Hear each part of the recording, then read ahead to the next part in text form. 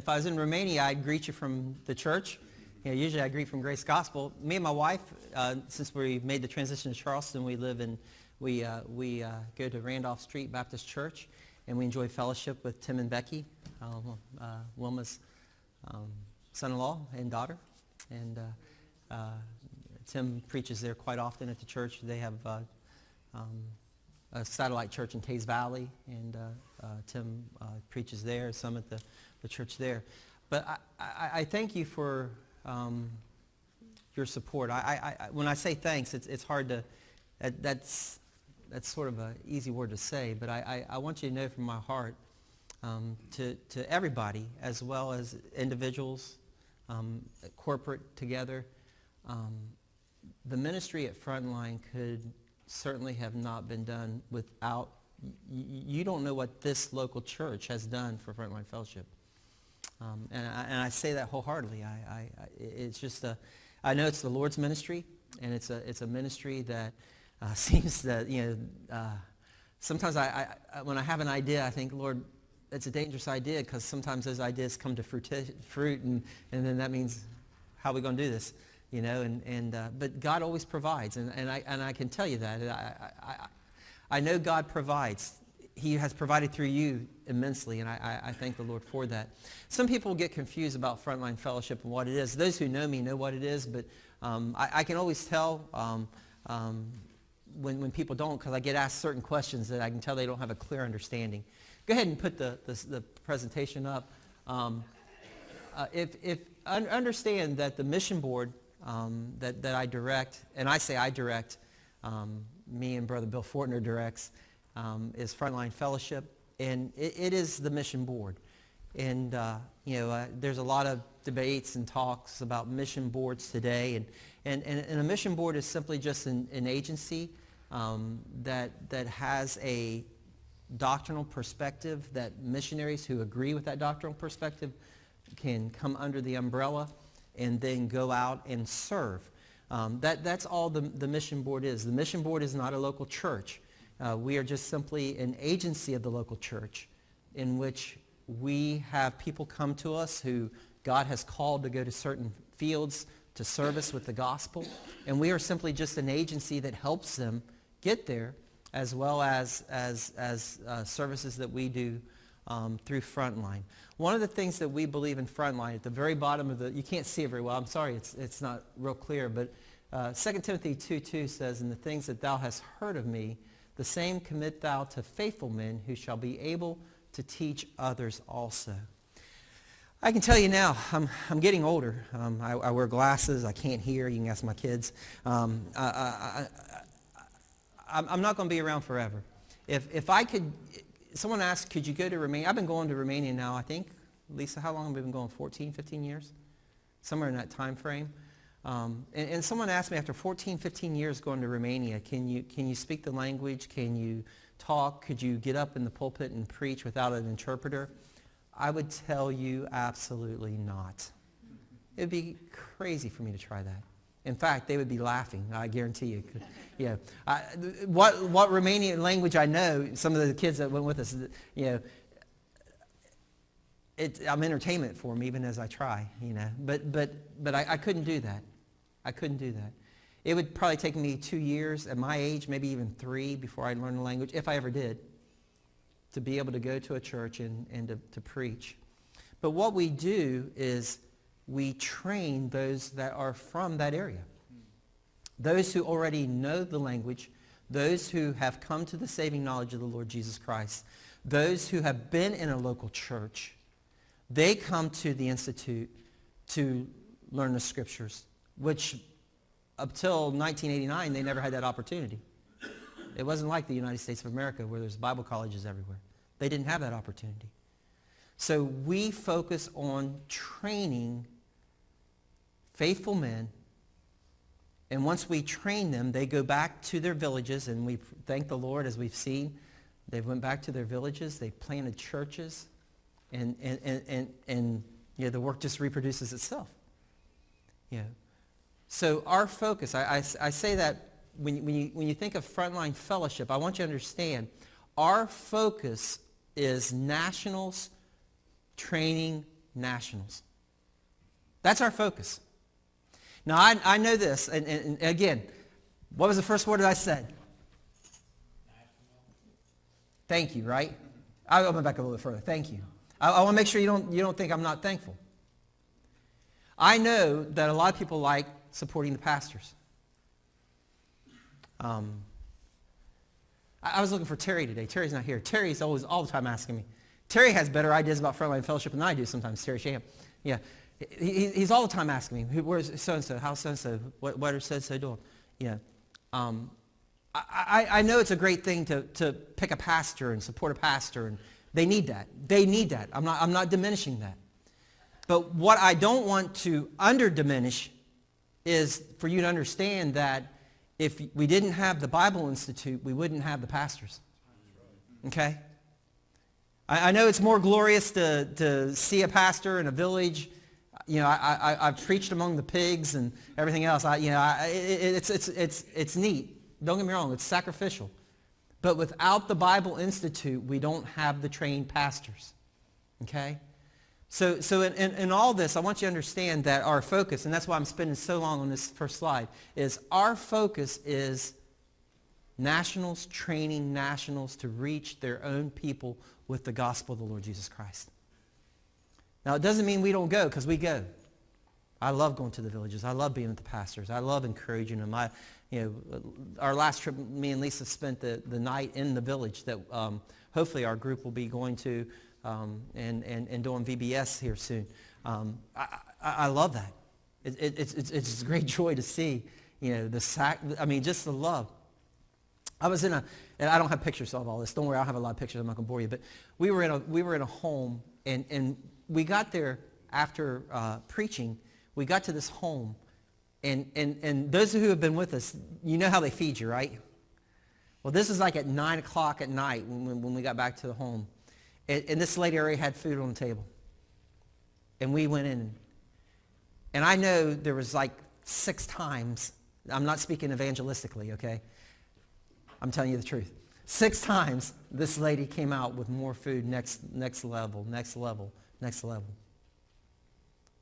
And I couldn't eat it all.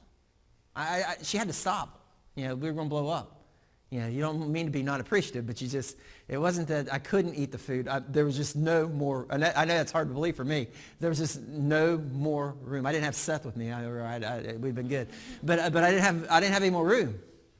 There was no more room. I couldn't do it. And then the next morning, we're staying in the house, and we hear this noise outside our window. And she's out there literally making the cheese. She's scraping it, and it's coming in, and we go in there, and there's all this food again. When we were getting ready to leave, the owner of the house was trying to pay Danny money for bringing us. He was trying to pay Danny, our translator, money for bringing us. Throughout the conversation, I found out that she was so appreciative for American missionaries because it was through the American missionaries that her family first heard the gospel. And it was through that this church was planted. And God's doing a wonderful work in their midst. All that comes as a result of us being able to have nationals, train nationals to go back and reach their own people with the gospel of the Lord Jesus Christ. As I said, this last trip, I was able to teach a module to these pastors on the book. I taught through the whole book of Ephesians. You just got one little sermon out of that whole series. But I was able to teach the whole book of Ephesians to the pastors. And just the joy of, we went to a couple of their churches one night while we were there. And just the joy of seeing the work that God is doing in their hearts. But please, I'm going to give you pictures, and I hope these pictures, I know you've seen a lot of these pictures before, but these pictures are just simply things to pray about. This first picture you see is Bill Fortner, Bill and Judy Fortner, okay? And please keep them in your prayers. Brother Bill, I don't know that he'd want me to tell you this, and I'm not sure I know how old he is. He is at least 80 plus. How's that? That sounds like a good age, 80 plus. Right, Mom? Young, isn't he? Yeah, he's young. 80 plus. And he's still serving the Lord, still faithful. He still operates our mission board. I will tell you this, that I know somewhere in a few years that we're going to have to make a transition. And that transition may be us moving the operations of the office. I don't know when that will be, how that will be, what that will look like. I really don't know. God knows. I'll just leave it there. How's that? But I know it's something that's going to happen in the few years. I know there are times where he wished it would happen yesterday. Yeah. Times where stresses build on him. And there are stresses that build. Again, those stresses build a lot because when I say we train these people, we bring them to the Bible Institute. We feed them. We give them a place to sleep. We train them. And we cover all that. Okay? They can't afford that. You say, and we've had some board of director meetings where, we encourage them. If someone can work, clean the Bible Institute, we let them clean the Bible Institute. They help us. They do what they can do. But as far as, if I would say you have to pay $200 a month to come to the Bible, they can't do that. They can't do that. So we provide all that. No. I retract that statement. The Lord provides all that, right? For us to be able to do that. So Brother Bill and Judy, Brother Bill took over after Brother Kyra went to be with the Lord. And he's just such a blessing. So I put his picture up here to pray for him, pray for wisdom for him as he directs the mission board. He is very involved in missions throughout his whole life. He has a lot of contacts. So I appreciate you keeping him in your prayers. This man right here is a great blessing. You support him, whether you know it or not. His name is Konstantin Chismaru, and he was one of our first graduates from our Bible Institute. Him and his wife are a great blessing. His wife is Lydia, and they're a great blessing to us. This last trip, we were at Gabby's. I preached at Gabby's church, and they had a dinner for the whole church family. And he knew I was there, so he actually, after his service, drove down to that church and surprised me. He walked in and surprised us. We were able to, but this is, I'll leave this, by the way, for the mission committee. I'll give you this picture here. This is a very updated picture. We just took it here of Konstantin and his wife. He's, like I said, he's one of the first graduates from our Bible Institute. And what a great joy is, I guess as you get older, you get to see this. This is Gabby, or Gabriel, I say. We call him Gabby. Konstantin and Gabby are the first graduates, first and second generation. So not only is Konstantin a pastor in the church, but now his son has grown up there, went to the Bible Institute, has been trained, and I think his graduating class was when Brother Kyra went home to be with the Lord. I think it was the last graduating class that Brother Gabby had. And I will say this, when he was in school, if orneriness has anything to do with being called to the ministry, he was greatly called. How's that? And God's using him in a wonderful way. We are hoping, I say by the grace of God, we are hoping to conduct a vacation Bible school in this village this coming summer.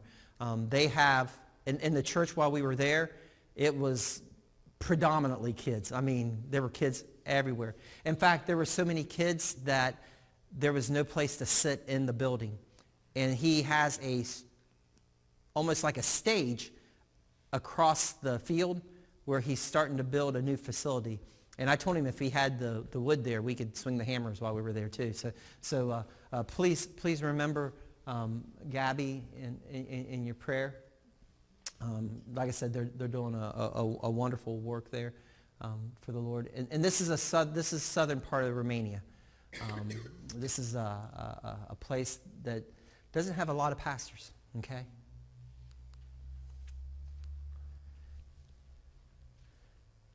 When I shared this before, but when I first met this couple, they were boyfriend and girlfriend at the Bible Institute. Makes you feel old now, doesn't it? Yeah, they were just dating, and now they're married and have 2 kids. And This is the Turkus. You support them. Puyu, I call him Puyu. Andre, sorry, in Luminitsa. I get myself in trouble. His wife doesn't like him being called Puyu. It means, I won't tell you what it means. That's okay. But a great family. And here's how the Lord orchestrates things. One of our first trips to Romania, we met a pastor, and you supported him for a while. His name was, y'all remember the name Dolio Marian? Remember that name, Dolio Marian? He was a pastor that you supported there. He left. He had to go to Greece to provide for his family. He left that area, and now the Turkus are pastoring, live in the area and pastor the church that Dolio pastored. So when I went to preach in this church, we got there this year. When we went this year to the church to preach, I got there, and when we walked up, I said, "We've been here before." And we didn't make the connection. Yeah, we were there about 12 years ago when Dolio was there. And Danny confirmed it. That's the church. That's it. Now, you want a good experience? Let me give you a good experience. Get in a building that size, and they had a service force on Saturday night, and they don't have church on Saturday night, but we were there, so they had it on Saturday night. Get in a building of that size with about 100 and some people and light a wood stove.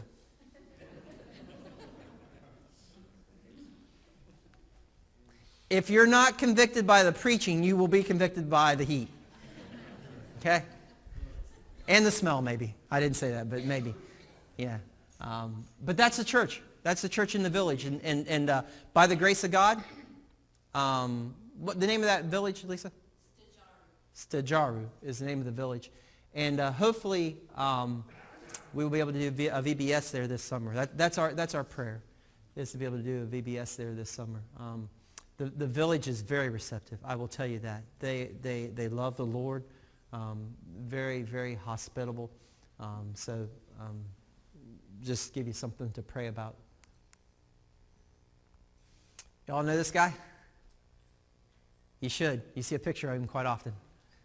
His name is Danny Balcota. And you've supported him for a number of years. Veronica, his wife, and their children.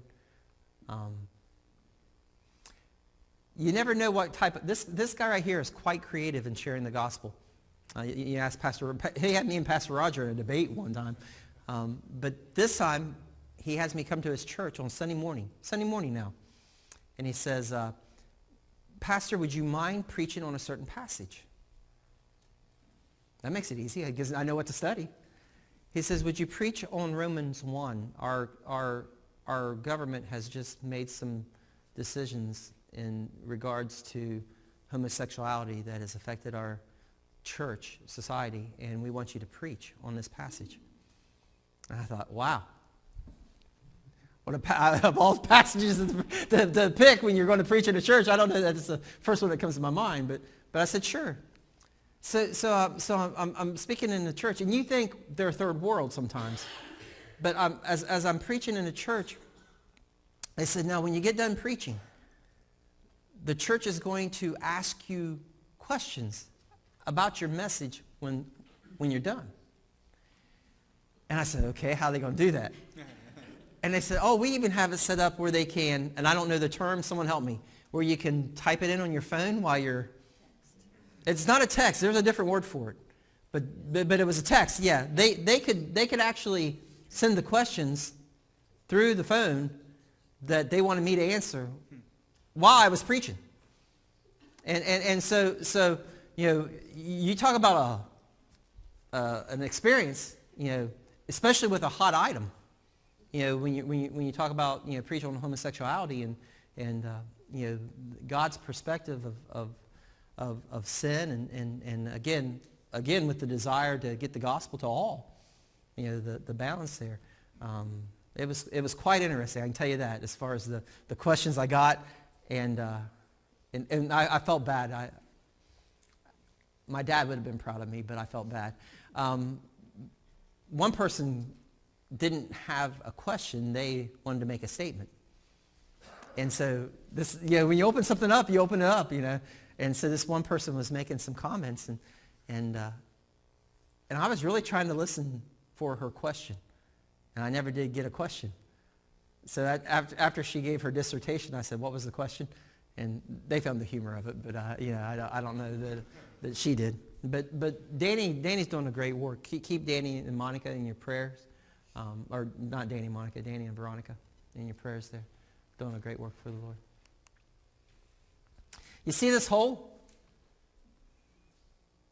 Somehow when it comes to building, God has gifted us with the ability to find holes that we didn't know were there. Remember when we first built the facility, the water hole we had, the big frog pond? That's gone now, praise the Lord. But when we got the new building built, part of the plans with the new building was we have to reinforce the old building. We don't have an option. You have to reinforce it, and then the two buildings lock. So when they reinforce the old building, what they have to do, and here's a matter of prayer for safety, what they have to do is they have to literally dig out underneath the old building. And then when they get down to the bottom, they pour concrete in certain places along the walls, and then they attach the old building to the new building. We have it attached. It looks somewhat attached, but it's not completely attached. But in the end, it'll look like one big structure. But right now, it's not. And again, I don't know if God is trying to get us to learn the lesson, to trust him. It's a lesson obviously I haven't learned yet. So when they started digging under the building, they found a basement that we didn't know was there. In fact, they believe it was a World War I bomb shelter that we had no idea was underneath this. So not only did we have to dig, we had to really dig. And once we got down to the bottom, then we had to pour a flat of concrete. And then we build the pillars up to reinforce the existing building. The building that you all used to see where the wall was knocked down in the big classroom, that's not there anymore. We have the new facility, we use it, and it's such a blessing. But again, the biggest, not the biggest, but just the dilemma is now that we dug down. You can see we've got it dug down. We've got the concrete poured. And it was hard. I was standing on boards like this and very high up as we were trying to get pictures of this for you. But you can see there that by the grace of God, we've got it. Nothing's collapsed yet, so we thank the Lord for that. Again, pray for safety there. That's what we were walking on, if you want to know what I was walking on to get the pictures for you. Once we get it in, then we fill it. That's the old classroom. Remember the old classroom? That's it. There's no floor in it. And we thought when we took out the floor, we'd find dirt. But again, God had a different plan. It wasn't dirt. And so what we're doing is with all the extra stuff that we're digging, we're leaving it there to fill, because we're going to fill it back in eventually. So we're going to fill that back in. And then once that's done, here's why we're doing all this. Once we get it all done, we will have a place for a library. We will have 2 places for where we can stay when we go over. Right now, we stay in a motel when we go over, and just the expense of the motel can be, American money up to $400 each trip we take just to stay. And what we're doing is, hopefully, once we get the whole place done, we'll have a place where we can stay. We don't want it like the Holiday Inn. It'll be like what they have, a place where they can stay, where we can stay, and it'd be a self-contained facility there for us. So it'll have a computer room, some offices, a library, and then 2 rooms for guests that come and teach, a facility where they can stay and won't be a cost to the people who come. Hey, he's able to do exceedingly abundantly above all that we could ask or think, can't he? That's the new classroom, the module. And it's a great blessing. I will tell you this, just a great blessing. This is a combination of first year and second year students. They came for the module this year, and again, we just marvel. Each one of these young men are very serious about serving the Lord. They've had recommendations from their pastors to even come to this Bible Institute to be trained. And most of them will go back to the villages from which they came and will either work with their pastors or start a church, however the Lord leads them. We thank the Lord for just the opportunity we have to serve Him. One of the things in Romania for cost efficiency, and some of you may understand this. If you understand building, man, you need to come with me.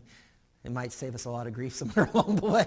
But one of the things about Romania, the floor there has pipes in it that heat, so that the floors, it helps save the cost. The floors have heat coming up through them, and there's a system. And I don't ask me how to explain it, but there's a system where pipes or some type of filaments run across the floors, and through that it heats, and it saves the costs on the building and serving and expenses. So far it's been working. We thank the Lord that we've been able to keep up with the utilities. Remember I told you that FrontLine Fellowship helps people go to the field that they believe that God has called them. This is an American couple. This is the Nispels. Doug's been here. I don't know that he's been here to present the work. He was here in a service one time. This is Doug and Lisa Nispel and their 2 daughters. They next month will have they hope to have their support next month. We set their support at a level to which we know that they can provide for their family while they're in Romania, and they're going to be living in Romania full time. Doug just feels the need to go over and help our pastors as an evangelist, just to help each one. He'll be working with the outdoor ministry. Remember, we drive the van into the villages and show the gospel films. Doug will be doing that also and helping pastors there. So please keep the Nispels in your prayer. Like I said, next month they should have their support to where they are going to be in Romania full time. So we thank the Lord they fall underneath FrontLine Fellowship. And this is Brittany, and you can say her last name as well as I can. Zaligi, however you want to say it. But Brittany is in Romania now. She has her support. She's there. Her desire is to work in the orphanages, and she is currently, right now, in language school. She'll be there for a year learning the language. She has her support, and she's met a young man who's Romanian already, and actually she met him before she ever left to go, and we'll see how the Lord leads there. But please keep Brittany in your prayers. She's beginning her language studies. Again, she falls underneath FrontLine Fellowship. For prayer for us, let me just give you a couple things to pray for.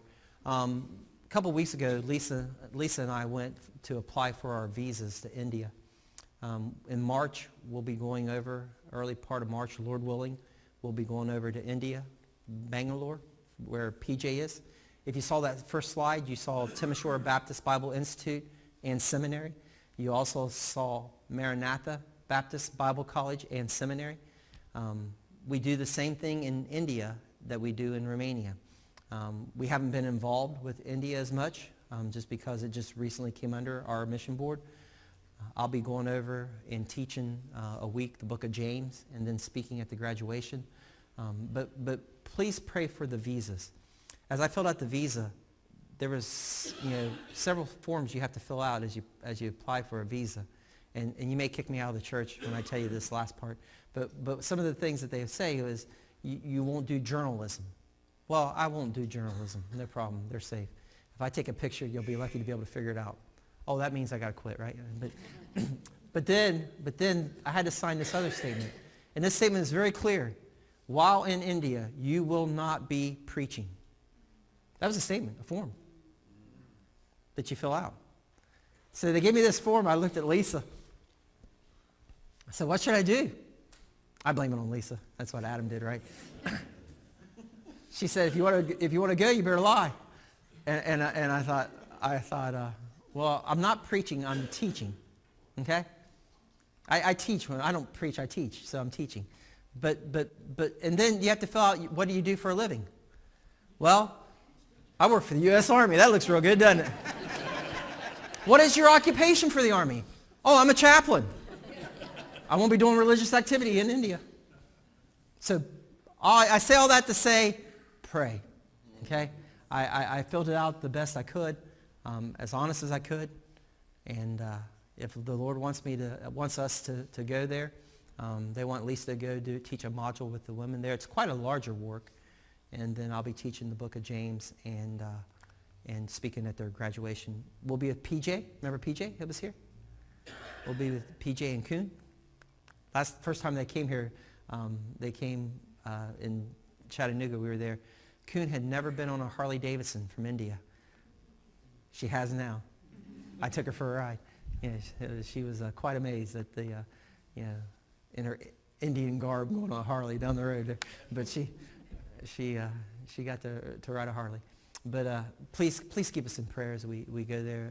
First of all, for provisions as we go, for the provisions of the visa, and then that the Lord would just use us for His glory while we're there. I have to have, because of what I do, I have to have briefings. And I've never had to have for India, I think the military is going to make me to go through a classified briefing. But, you have to have briefings before I leave the States. So, don't worry, if they took me, they wouldn't want me long. They'd let me go real quick, right? Amen. There you go. I was waiting for that. Yeah, so please keep us in prayer. And then, last of all, this summer, if the Lord's laying on your heart, we'd love to do it again, right? How many of you got to go with us last 2 years ago? Or we got to go with you? They can tell you the joy it is to minister to these people here. And I don't know if I did this right. Hey, can you click on and see if that bottom line will come up there? There you go.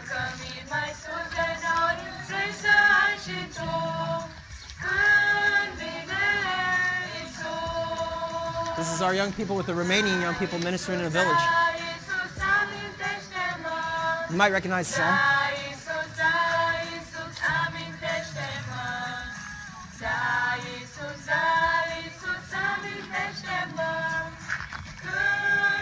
This was a city park that the governor or the mayor of the city gave us the city park.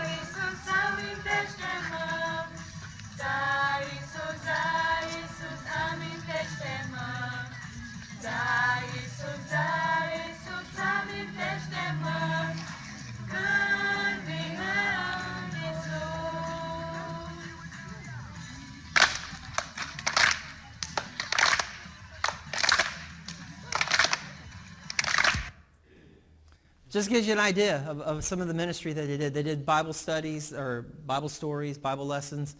Just a great work. And I'm telling you, the missionaries were so encouraged by this. Children that, even the missionaries who had been there for years, didn't expect to come out. We had them out in the park there and in the villages. And we're going to a place that is more unreached than that area. And just, first of all, appreciate your prayers as we do this. We'll do it no matter how many we have, but if God's laid on your heart to be involved in that, I will tell you this, those who will go, will tell you, you just have to learn to eat what they feed you. Give thanks, right? And I say this kindly, please. God knows my heart as I say this. If you can't go and just give thanks, stay here. How's that? That didn't sound very kind, did it? Don't make everyone else miserable.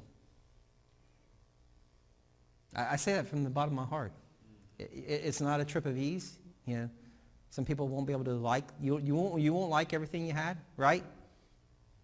But I tell you what, you'll never have people serve you with more of a generous heart, wanting to do as a ministry, feed you so that you can feed their people spiritually.